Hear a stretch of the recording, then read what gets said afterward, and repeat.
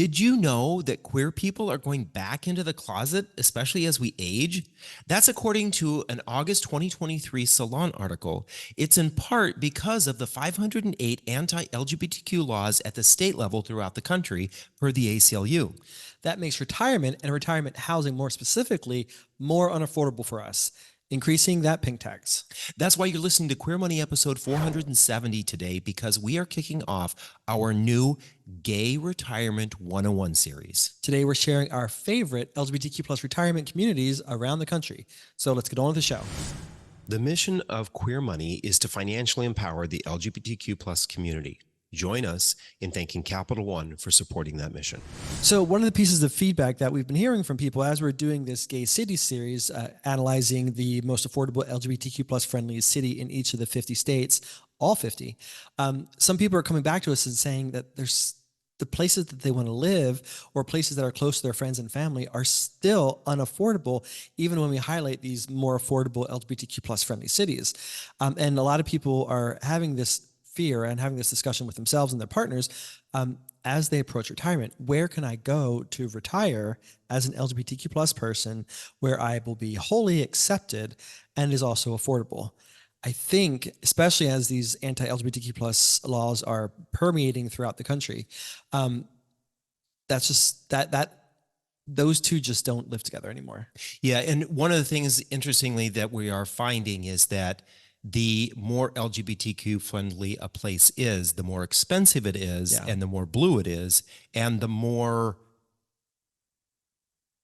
unfriendly it is, the more red it is, and the cheaper it is. So it's a difficult thing to be thinking about, especially if you are getting to that point where you're wanting to retire, or you're thinking about retiring, or you're in retirement, and you're saying to yourself, where can I go? And you're looking at pretty much every single southern state is a red state, from Florida all the way to Arizona, with a minor exception sometimes with pockets of blue here and there. Yeah, and so a lot of folks are saying, where do I go that is affordable? And we get this question. Actually, people reach out to us and say, even before we started doing the Gay Cities, Affordable Gay Cities series, people reached out to us and asked us, where can I go that's affordable and LGBTQ friendly when I retire?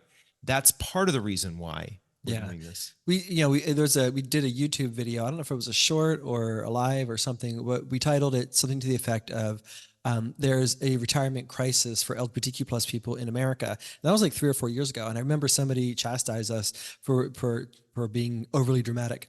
Imagine that, the gays being overly dramatic. And it was another gay though, so whatever. But they're being dramatic about you being dramatic. Right, I know, tone it down, girl. But as we're looking at going through these cities, and as we're looking at what's going on in the landscape of politics in America, and as we compiled this data for this particular episode, I don't think we emphasize enough that there's a retirement crisis for the queer community in America. I think we need to double down on that, and that's in part why we're kicking off this Retirement 101 series, because of all the challenges that LGBTQ plus people have, I think the most depressing is when we finally reach older age. However you want to define that. I don't want to offend anybody, because suddenly 55 seems quite young. And sometimes 35 seems quite old.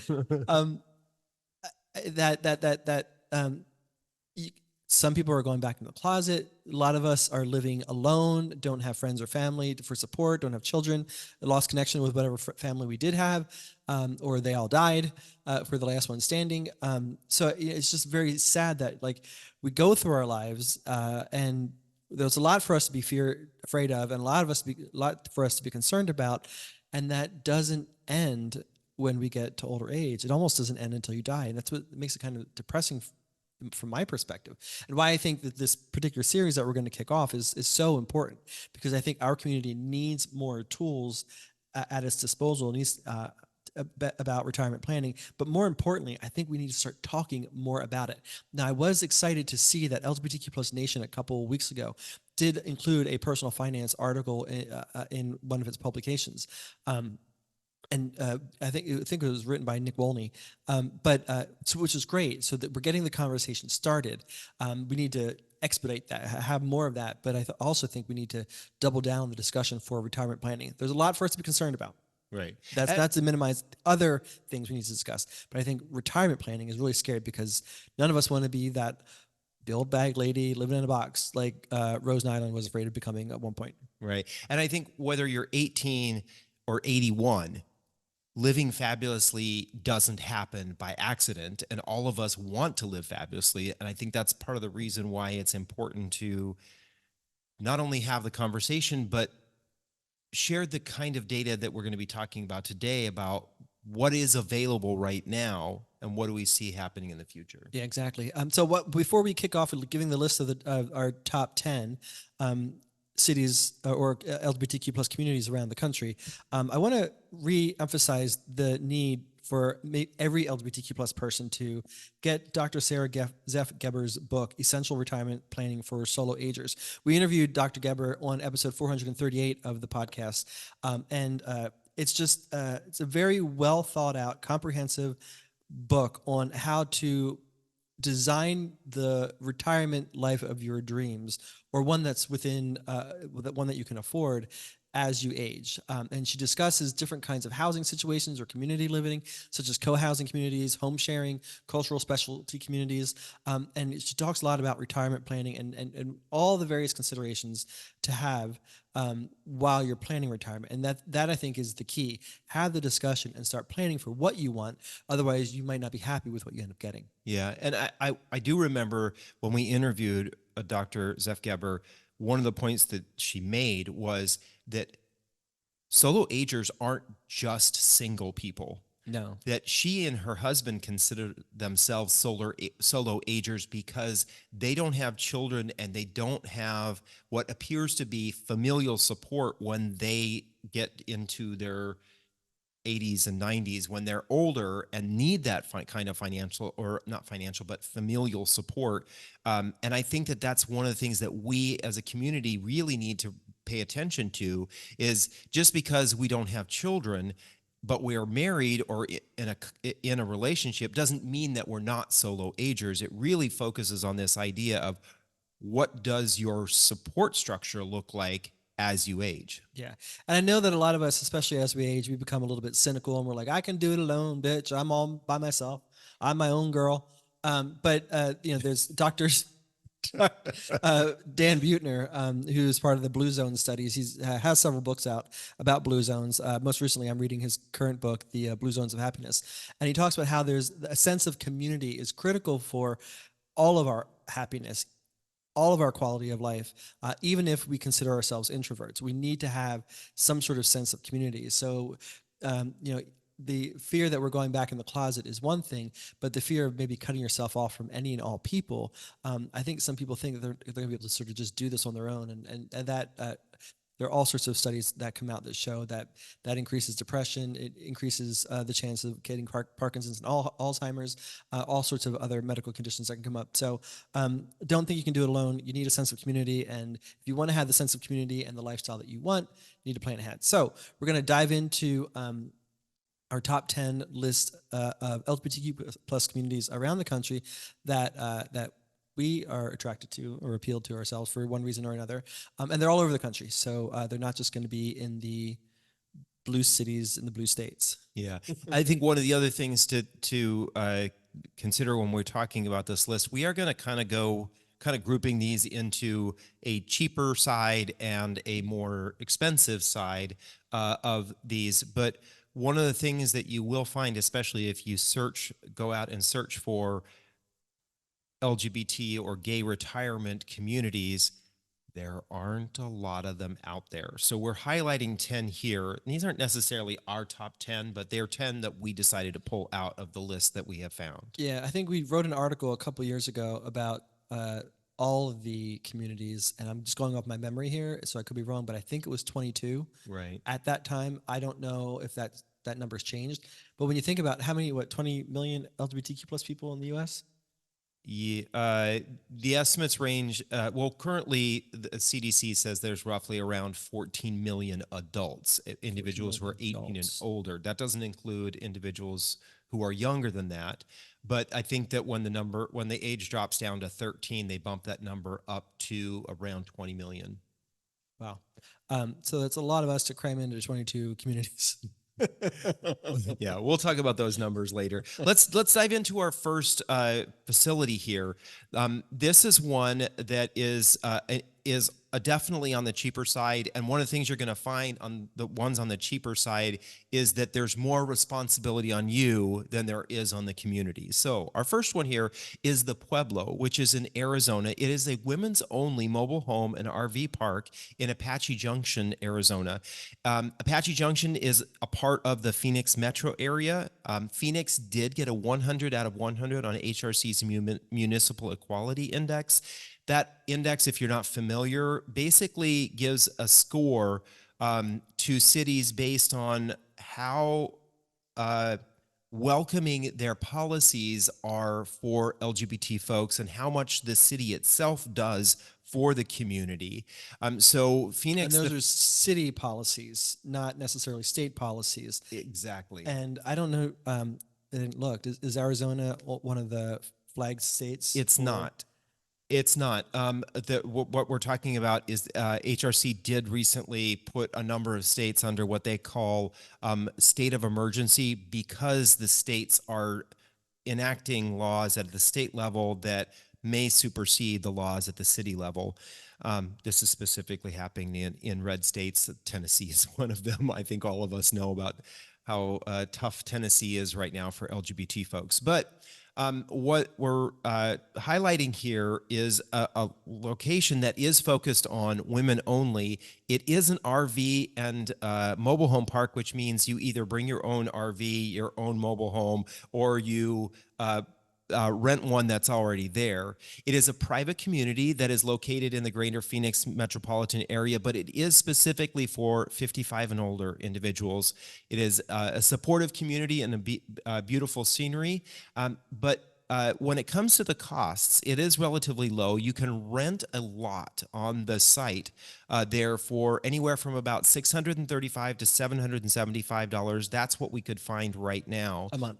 Right, that's per month. But remember, that's only renting the lot. There are still other fees and things that are associated with this, like maintaining your own RV or mobile home, the maintenance of that, the purchase of that, the mortgage of that if you are purchasing one and need to borrow money for that. One of the nice things is Arizona does come up above average when it comes to the LGBTQ population for the state, which is around 5.9, meaning that there are roughly around 5.9%, that roughly around 317,000 LGBT folks living in the state of Arizona, and we know that a lot of them are in the Tucson, Phoenix metro area. Exactly. Tired of all the credit card offers you get from your current credit scoring app? Download CreditWise by Capital One today to avoid them. Number 2 is Triangle Square in California. This is being designed and managed by gay and lesbian elders housing. It's a mission to improve the life expectancy or experience of LGBTQ plus seniors, especially those who have HIV and AIDS. And they're developing affordable housing and providing comprehensive care and ensuring a brighter future for LGBTQ plus people as we age. This is the Triangle Square is the first development of goes by GLEH. This is in the Hollywood area. It's a $21.5 million facility with 104 apartments currently not available, but in the building. And they provide social services, classes, cultural events, whatnot. So it's a great little community. And this comes in at $1,400 a month for a 1-bedroom, 1-bathroom apartment. It comes in at $1,650 a month for a 2-bedroom, 1-bathroom apartment. So this is on the cheaper side, even though, and especially when you think that you're in Hollywood, which isn't very terribly cheap itself. So that is quite affordable if that's the area of the country that you want to live in. There are some income restrictions, however, on some of the apartments. So not everybody can necessarily qualify depending upon what your income is. Hollywood doesn't have an HRC rating, but West Hollywood, which is just west of Hollywood,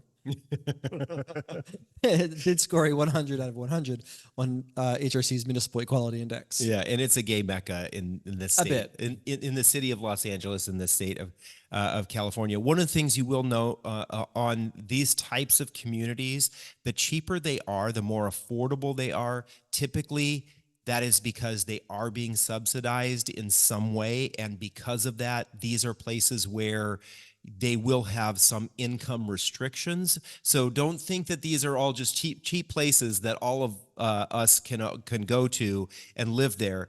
The other thing you want to think about is the size of these places, right? This facility only has 104 apartments, and that's not a lot for this, No. not even for the city of West Hollywood, let alone the United States. Yeah, exactly.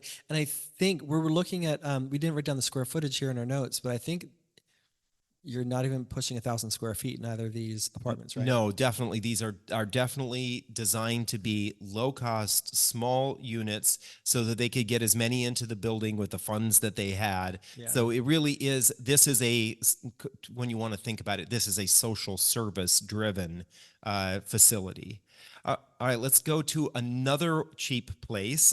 Cheaper. Yeah, cheaper place. And this one is in Ohio, a red state. This is called A Place for Us. It is an LGBTQ-friendly senior housing community that is located on the border between Cleveland and Lakewood. Lakewood is a suburb of Cleveland that is just to the west of downtown Cleveland. It does offer 1 and 2 bedroom apartments for those who are 55 and over. The nice thing is, especially for those who don't want to have to buy a car or own a car during retirement, it is near the West 117th RTA Rapid Station, which is for their mass transit, but it also has things like shopping and parks, among other amenities right there in that area. The facility itself has a fitness room, library, a meditation room, laundry facilities, as well as health and wellness suite, which is great, especially for folks who are in retirement, because we know that is an expense, as well as other nice things about the facility. As we've mentioned, this is one of the more affordable ones on our list. One of the things that we did find, though, is that these facilities are really small. Yeah. A I think these were like around 500 at most, right? Right. Square foot. 1 bedroom, 1 bathroom is going for $791 a month, and this is rent. You don't own these. $791. A 2 bedroom, 1 bathroom goes for $874 a month. The nice thing is that Cleveland did rank #1 on our gay cities list for the most affordable place to live in Ohio, and it did get a 100 on the HRC's Municipal Equality Index. Cleveland has a strong LGBT community. When you're looking at the rest of the area, this can kind of tell you how cheap this place really is. Home values in the area go for around $202,000, and rents for a 2 bedroom, 2 bathroom usually come in around $1,321, which means these places are considerably cheaper than the rest of the homes in the area. But the cost of living in Cleveland itself is one of the lowest that we've seen on all of the cities that we looked at in our affordable gay cities series, coming in at 77.2% of the national average. And there was just a study that came out today that showed that Toledo, where we currently are, is the #4 cheapest place in the country to live. And Akron was the #5 cheapest place in the country to live. And there was an article a couple weeks ago that talked about how Toledo is an epicenter of real estate appreciation. There's a lot of hunger to move here and to invest here. And so we don't want to raise the property values here and raise our property taxes, but we would love to see more LGBTQ plus people here. So, there's that give and take. Yeah, just for perspective, folks, Toledo is on the far west side of the state, whereas Cleveland is much more closer to the east side of the state. Akron is actually it's almost like Akron and Cleveland have grown together. They're pretty close. I think that the time to get between the two by car is about 20 minutes. So Akron is another area that is very cheap in the state of Ohio. The nice thing is Ohio ranks as one of the highest states when it comes to LGBTQ percentage of population, coming in at 6.2% of the total population, which means Ohio has over 550,000 LGBTQ folks living in the state. So that's a place for us in Ohio. Isn't there a song? There's a Oh place God. for us. Yeah, we don't need singing on this. All right, coming in at number 4 on our list on the cheaper side of things is Rainbow Vista in Oregon. It's an LGBTQ plus senior community for those 55 and older, which seems weird now that we're pushing 55. That doesn't seem so old. They offer studio and 1-bedroom apartments in the Grisham, Oregon area. It's 50 miles from downtown Portland, so you're very close to Portlandia. They have large event space for you to host events with friends and family, a community room, theater with a large screen TV and surround sound, exercise room, game room, pool tables, music, what have you. All sorts of fun and activities can happen there. They do host barbecues on the deck. They have movie night on the property in that theater. They throw birthday parties and holiday gatherings and whatnot. So it's very community-oriented space for folks in the near Portland area. It's not, however, equipped for assisted living. So something to keep in mind as you're looking at some or any of these places is you want to, if assisted living is something that you need now or that you think you're going to need in the future, you want to have that discussion before you move in and make that sort of a commitment. The cost range for studios at 370 square foot is currently a $695 a month for one person and $995 a month for 2 people in that studio. Boy, 2 people living in 370 square feet. Yeah, that's like, I don't know how long that relationship will that's last. definitely tiny housing. Yes, it is tiny housing. 1 bedroom with just over 500 square feet for the apartment, it goes for $945 a month for one person and $1,245 a month for 2 people. So definitely more on the affordable side, but you might be cramped. Yeah. I think we know some people who have walk-in closets that are that big. And that says something about them too. Our Queer Money Gay City Series ranked Portland at number 2. Rents come in at $1,866 a month for a 2-bedroom, 2-bathroom apartment, which is just below the national average. The cost of living, though, is the highest in the state for Oregon at 154.6% of the national average. So while housing might be a little bit more affordable, and housing is typically one of the most expensive line items on most people's budgets, the cost of living, if you're looking to really enjoy the surroundings of Portland, might be a little bit more expensive. Home values are towards the bottom for the state, relative to what you might be looking for at $525,000 for the average property. HRC did give it, Portland, a 100 on its Municipal Equality Index.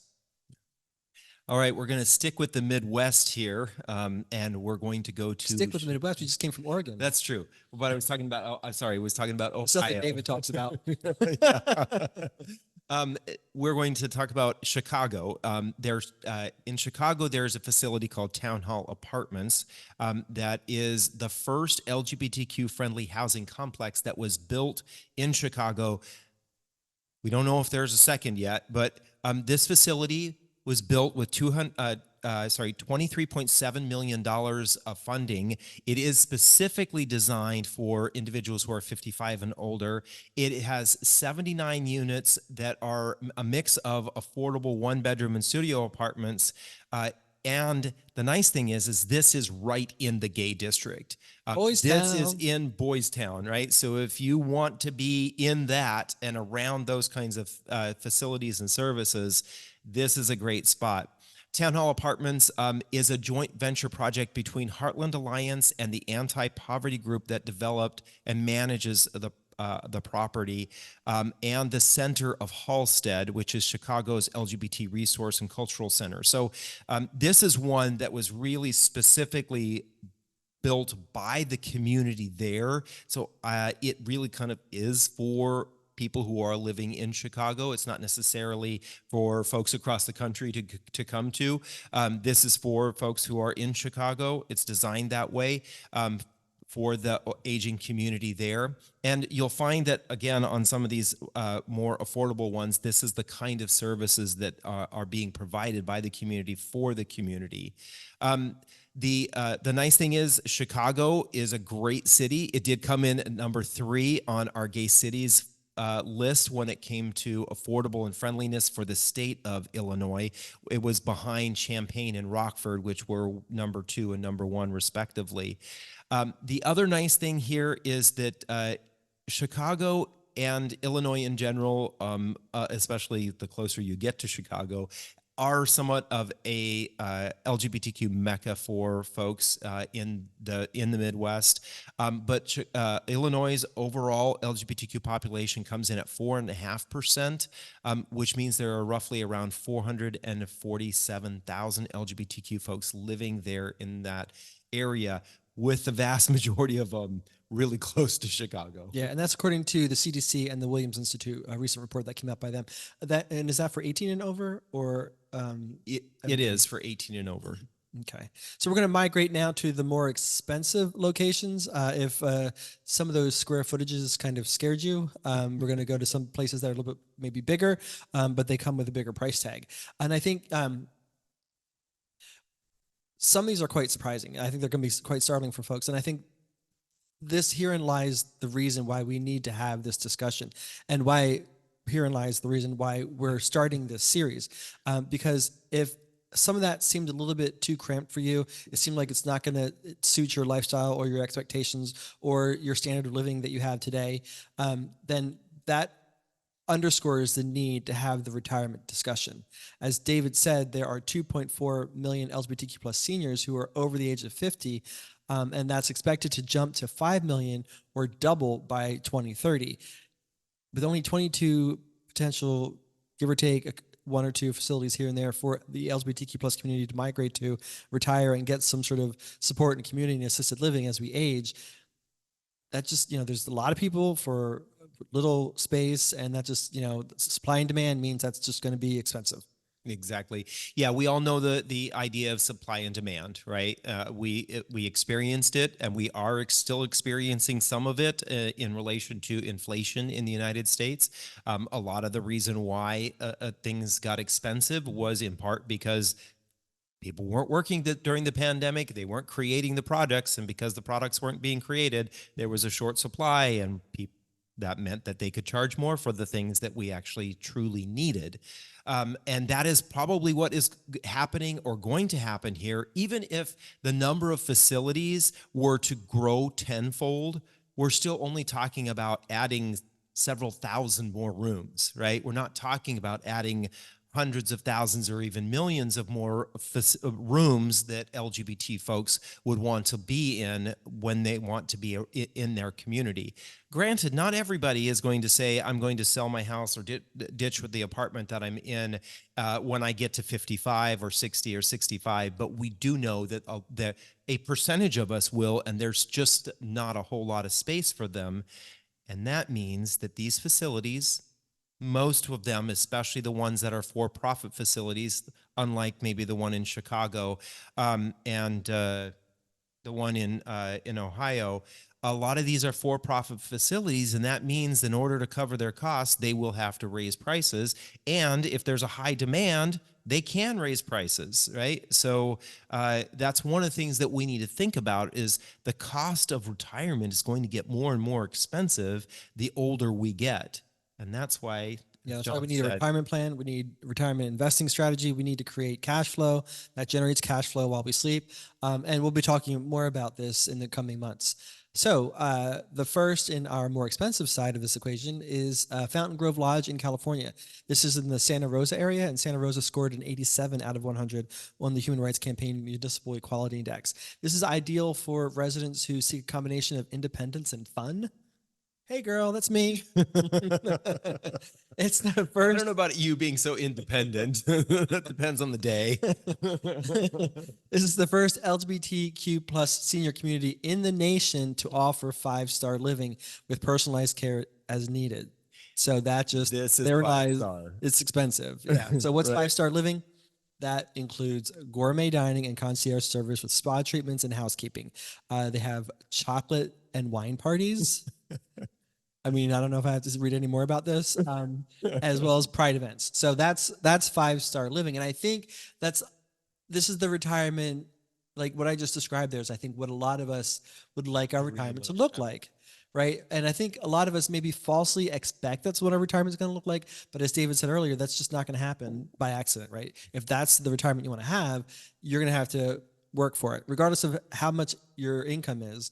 You need to sort of work to make sure that happens because, as you'll see, this is expensive. They also offer Alzheimer and dementia care services at Fountain Grove if that's something that you need now or you're prone to needing in the future. That's one of the things you'll notice when we talk about the more expensive facilities. There are a lot more services and more services designed to, I don't want to say keep you there, but to provide the services that you'll need as you continue to age. Because we know that typically the last 2 to 3 years of someone's life is when they really need that high touch, that those kinds of services. It's really assisted, and maybe sometimes even more than assisted. It's full care services that some of these facilities can provide. But get ready to swallow hard because the costs are way up there. Way up there. So one bedroom at Fountain Grove is currently going for between $3,400 and $4,000 a month.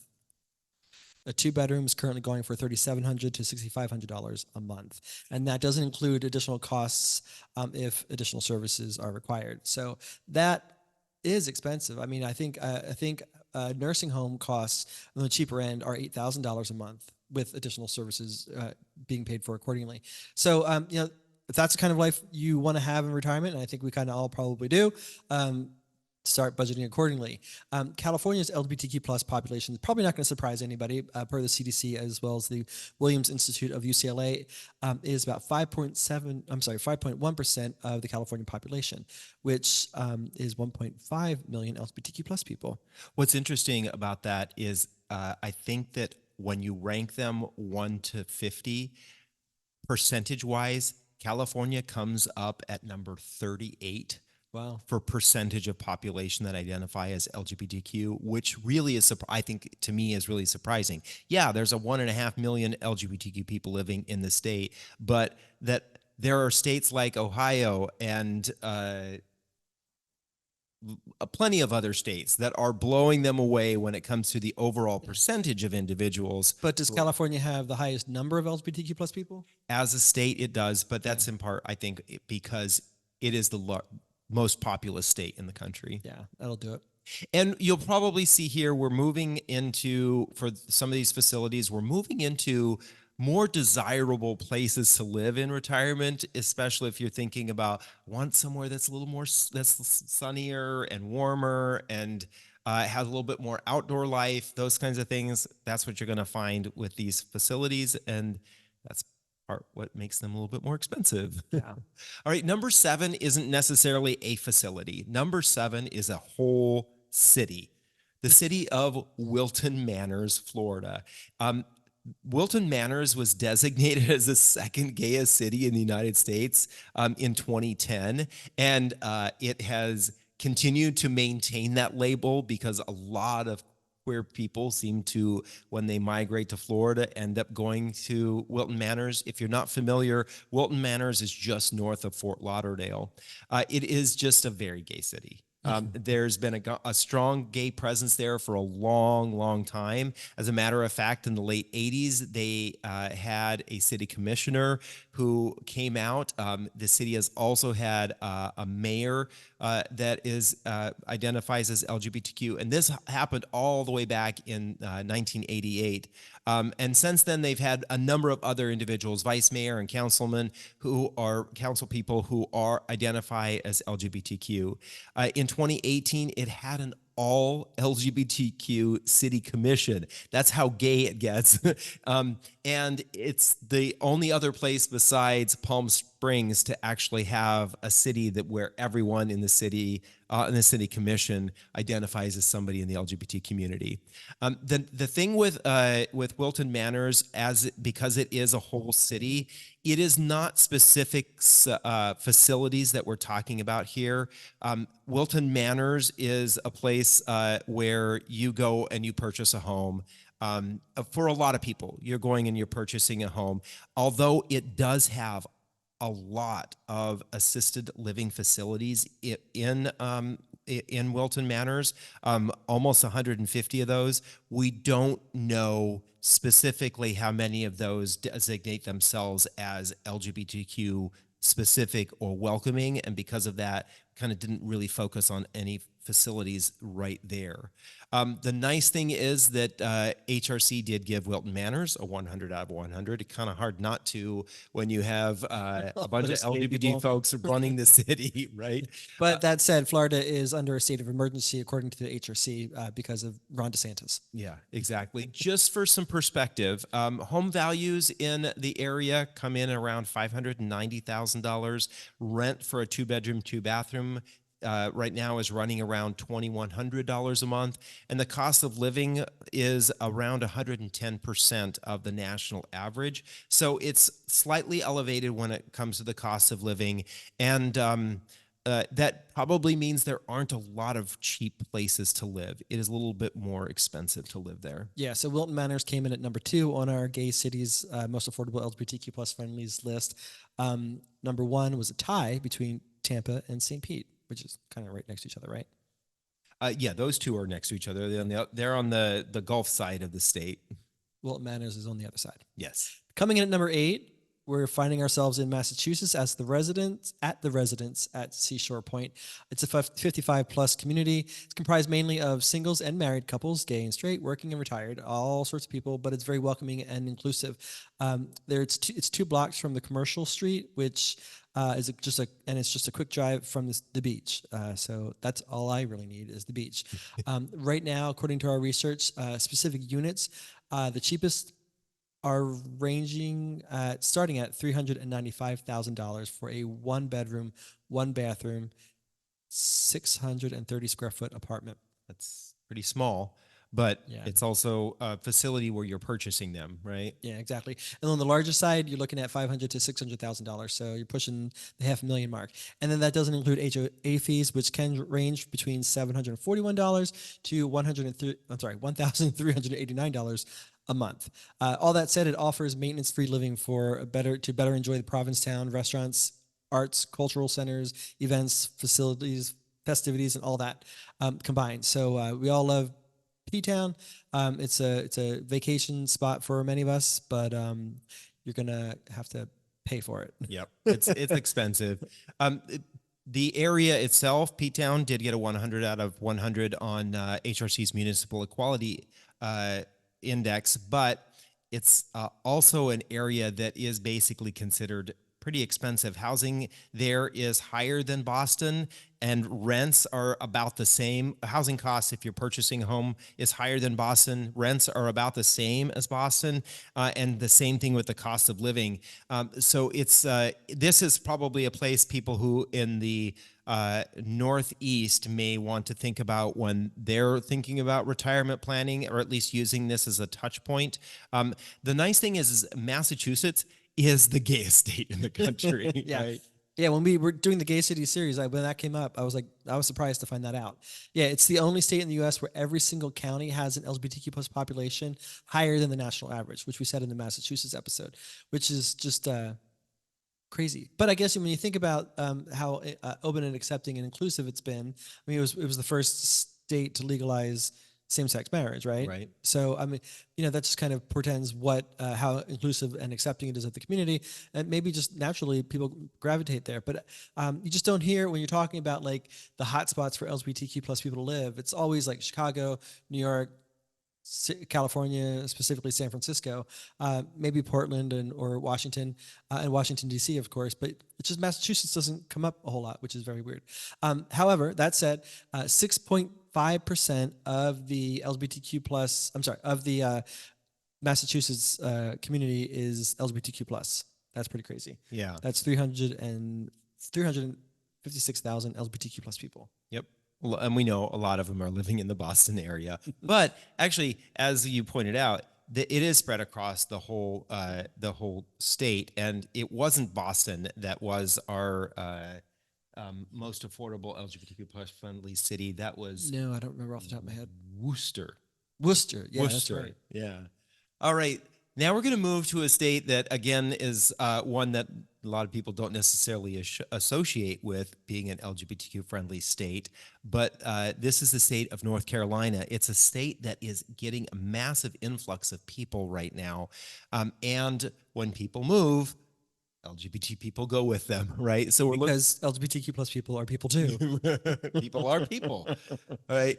All right. So this is the Village Hearth co-housing. So this is a completely different type of Village Hearth co-housing. Hearth. Okay, sorry. Village Hearth co-housing.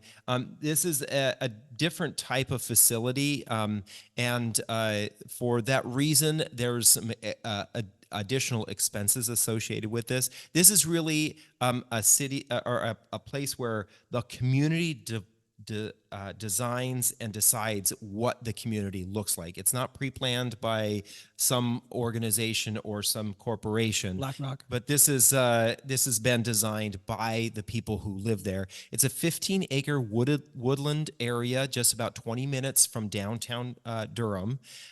It is the first 55 and over co-housing community in the United States that is specifically for LGBTQ people and their Created friends by. and allies. Sorry, 55. Did I say 50? No, you said 55, but I'm saying it was created by and for LGBTQ plus people, Exactly. which is one of the types of housing that Dr. Sarah Zeff Gebhard talks about in her book. Yeah, and as I mentioned, co-housing is a community that's designed and actively organized by the people who live there. It is, of course, near some nice facilities and things, attractions, things like higher education, arts and sports complexes, medicine, and natural other natural attractions. But the cost here associated with these are purchasing what are considered to many people little tiny houses. Little cottages. Yeah, they look like little cottages. Actually, look this place up online because actually, to me, this is a very appealing community. So a 1-bedroom, 1-bathroom home there goes for around $369,000. A 2-bedroom, 1-bathroom home goes for around $430,000. And a 2-bedroom, 2-bathroom home goes for around $485,000. That's to purchase it. There are also likely HOA fees, ongoing fees to help maintain the community. Durham itself did get a 91 out of 100 for on the HRC's Municipal Equality Index, and it came in at the number 4 spot for affordable and LGBTQ friendly when we did our list. Exactly. North Carolina's adult LGBTQ plus population is 4.4% of the overall population, coming in at 353,000 LGBTQ plus people. And you know what? That is towards the bottom of the list. I think that at the bottom of the list, I think was West Virginia and Mississippi coming in at 4.1. But I'm wondering if because of the influx of people moving there, especially because of the technology and finance jobs that are being created there, if we're going to see that percentage go up. Yeah, exactly. So if it walks like a duck, quacks like a duck, and looks like a duck, it must be a duck. It must be a duck. Coming in number 10 is Birds of a Feather. That's in New Mexico. It's an LGBTQ plus friendly community located in sunny northern Mexico, the land of enchantment. And looking at some of the pictures of this place, this is another area that David and I would highly consider. It offers a lot of hiking on its 140-acre property. They do games, golfing, all sorts of community activities. And the area is known to get 300 or more days of full sunshine a year, which is pretty crazy and pretty awesome.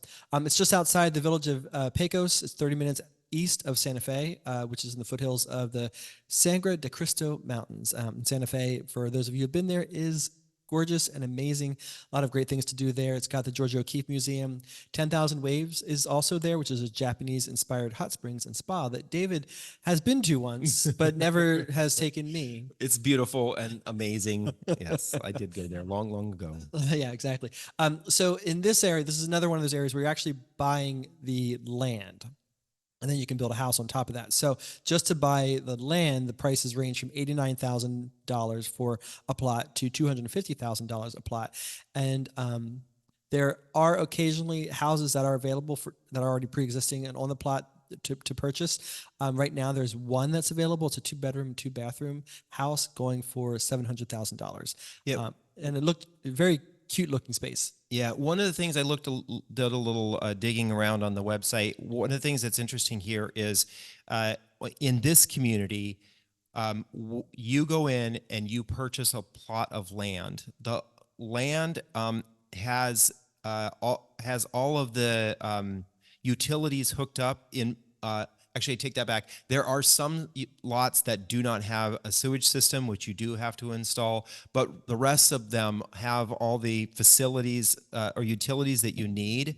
And then you work with one of their approved, I think they said they have 7 builders, to build a home that is based on the blueprints that are approved for that community. So they want the community to have a specific look and feel. And I did notice that they now have it's not a tiny house. I think it's 990 square feet, but it's a what they call a casita. It's a much smaller home that is on the cheaper side, but they don't list prices for those because you have to work with the developer, you have to work with the builder for all of the things that you want to have in the house. So the price of the cost of that can range wildly depending on maybe the finishes or the plot that you pick. Exactly. We don't have an HRC MEI rating for this particular area, and so therefore we don't have a gay cities ranking for this particular area. New Mexico, though, is becoming a hotspot for the LGBTQ plus community, and Albuquerque is a hotspot for same-sex couples and was #1 on the Queer Money Gay Cities series. So some things to take into account. New Mexico might be a great place to retire. New Mexico's LGBTQ plus population is 5.5% of the New Mexico population, which is about 88,000 people. I feel like we can get some more people there and raise the cost of living. Yeah, I know that Albuquerque is becoming a hotspot for same-sex couples, senior same-sex couples, and as well as, I thought this was kind of interesting, families, same-sex couples who have children are moving to Albuquerque because of the cost of living and the schools that are there. Yeah, and they have a cute name for Albuquerque. Albuquerque, I think they call it. Albuquerque. Yeah, Yeah, something like quirky. that. Maybe I'm saying that wrong. Anyway, so as you might have guessed, it's expensive to be gay in America and expensive to be old in America. And we don't have the data quite yet, but there's an article that recently came out that said it's expensive to die in America. It can cost up to $10,000 just to die. So take all this into account as we're going through the Gay Retirement 101 series and start planning and strategizing your retirement, starting with investing, starting with figuring out how to create some cash flow. That's why we're doing this particular series. So stay tuned. And as always, please DM us or comment with any questions or email us with any questions that you might have so we can help customize this particular series to specifically what you need. So stay tuned for your Queer Money takeaway from this episode. Start your journey to financial independence with a checking and savings account that doesn't nickel and dime you with fees. Get a Capital One 360 checking or 360 performance savings account at Capital One today. Thank you for joining us for another episode. Get your Queer Money takeaway from this episode in this week's Queer Money newsletter and your takeaway for reaching financial independence faster.